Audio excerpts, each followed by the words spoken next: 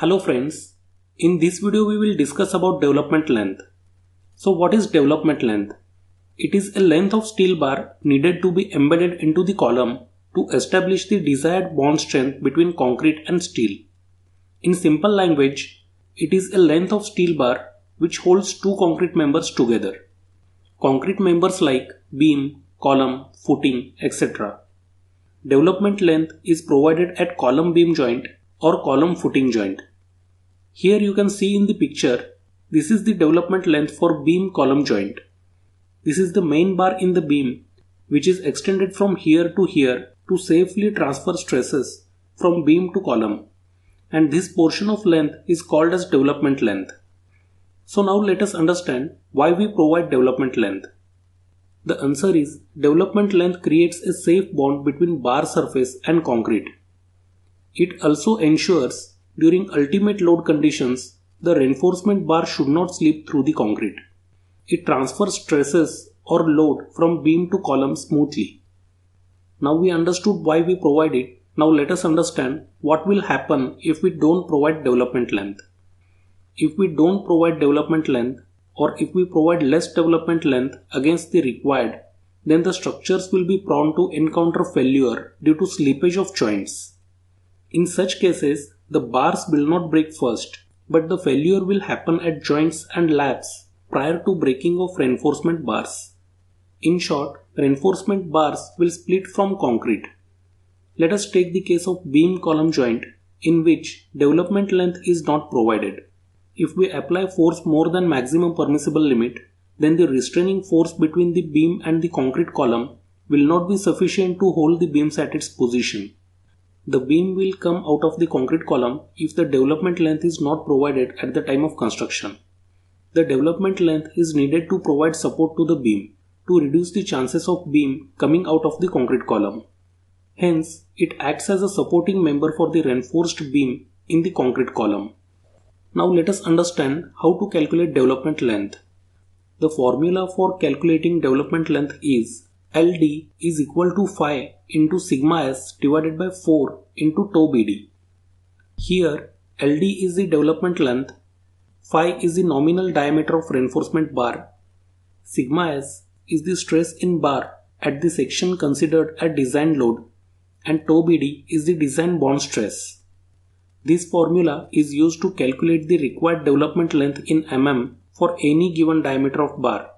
Same formula is used for limit state method as well as working stress method. Development length of bundled bars. When there are large number of bars required to be provided based on design, it may not be possible to place the bars separately with necessary clearance. In such cases, there are two options. Option number 1, increase the size of concrete member, that is column or beam. Number 2, bundle the bars in groups of 2, 3 or 4 bars. Here, if we consider option number 1 and if we increase the size of concrete member, then there will be cost implication. So it's better to go with option number 2. If we bundle the bars, then these bars will have a low contact area with the surrounding concrete when compared to the bars placed separately. This affects the bonding between concrete and rebars, which is often concern especially in beams. To compensate this, the development length is increased suitably. If 2 bars are bundled, then the development length shall be increased by 10%. If 3 bars are bundled, then the development length shall be increased by 20%. And if 4 bars are bundled, then the development length shall be increased by 33%. Now let us understand what are the factors that affect development length. Number 1. Compressive strength of concrete. The development length required for a rebar is inversely proportional to compressive strength of concrete, which means if more is the compressive strength, then less would be the required development length. Number 2. Density of the concrete. If lightweight concrete is used, development length must be increased. Number 3. Rebar clear cover. If we increase concrete cover, then development length will decrease. Number 4. Rebar center to center spacing. If the rebar spacing is increased, then more concrete will be available per rebar to resist horizontal splitting. In beams, bars are typically spaced about 1 or 2 bar diameters apart. On the other hand, for slabs, footings and certain other types of members, bar spacings are typically higher and thus required development length is less. Number 5. Coating of rebar. Sometimes in some projects where the structure is subjected to corrosive environmental conditions or dicing chemicals, there epoxy coated rebars are used instead of normal rebar. Studies have shown that in such cases, the bond strength between concrete and rebar is reduced and thus more development length is required.